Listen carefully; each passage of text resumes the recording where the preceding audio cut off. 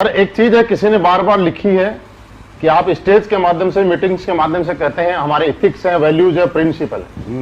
मैं आज पब्लिक के लिए सामने ये जानना चाहता हूं कि आपके ऐसे कौन से एथिक्स हैं, वैल्यूज है, प्रिंसिपल है, बाकी लोगों से आपको अलग करते हैं, बाकी लोगों से अलग क्या माने? किस मूड में आए हो आज आप ये बताओ पहले। मैं सिर्फ लोगों के ही सवाल लेके आया हूं। सारे मतलब आप पूरी पोल पट्टी पे आ चुके हो आज तो। हाँ? मौका कभी कभी मिलता है। महिपाल जी, हमारे एथिक्स और वैल्यूज अलग हटके हैं। जो आज तक 20 साल 25 साल से जो त्रस्त रहे हैं, नेटवर्क कर परेशान रहे हैं, कंपनियों से तकलीफें रही हैं ना, वो तकलीफें देखो हमने प्रोडक्ट से, पे आउट से दूर की हैं और अपने कुछ प्रिंसिपल से दूर किए हैं। जैसे मैं एक पहला प्रिंसिपल बताता हूं। आप कई कंपनियों में देखोगे पूरा स्ट्रक्चर का स्ट्रक्चर शिफ्ट हो जाता है एक सीनियर अपलाइन के कहने से।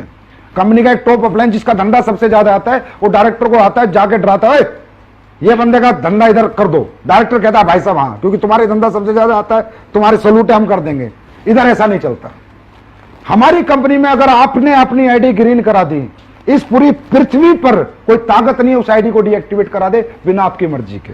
आपका मर्जी नहीं, मेल नहीं चलती, आपका स्टैंप पेपर होता है, 100 रुपए का नोटरी होके आपका साइन मैच होता है कि ये आदमी जो एक्टिवेट करा रहा है यही है, कोई और है। एक आईडी की मैं ताकत बता रहा हूं। एक आईडी नहीं है, एक आदमी का फ्यूचर है सर, यहाँ कैरियर है। ऐसे तो कल को कोई भी लीडर घमंड में आके किसी को लड़ाई हो जाए तो किसी को भी बर्बाद कर देगा, तो वो बर्बाद हमारे यहाँ कोई लीडर किसी को नहीं कर सकता। कोई शिफ्टिंग नहीं कर सकता, क्रॉस लाइनिंग यहां पर नहीं होती। आपने भी देखा होगा, 4-5 साल से आप हमारे साथ हो।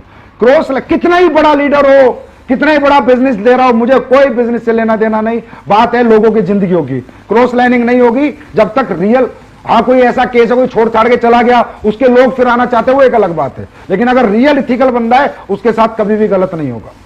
हमारे यहां कोई रिन्यूअल फीस नहीं हुई, पहले दिन से कोई रिन्यूअल हमने नहीं ली है हमारे यहां पर। और तो छोड़ो सर, फ्रेंचाइजी लेने वाले लोग हैं ना, कोई सिक्योरिटी फीस नहीं लेते हम। अच्छा, हाँ जी।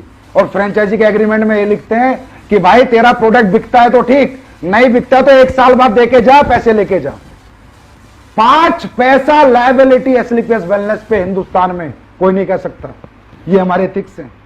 हमारे एथिक्स हैं कि अगर आप हमारी कंपनी छोड़ के भी चले जाते हो तो भी हम आपको फोन करके आपका सारा बचा हुआ पैसा देते हैं।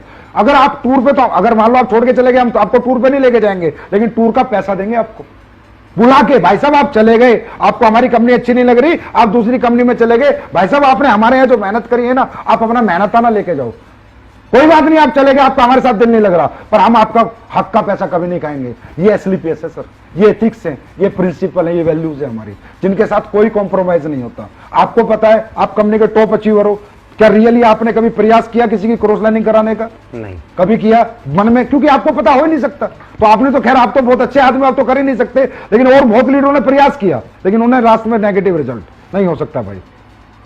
अगर किसी के 2 लाख चल गए और वो भैंस भी चलाएगा ना, तो भी हमारे यहां से चेक जाता है।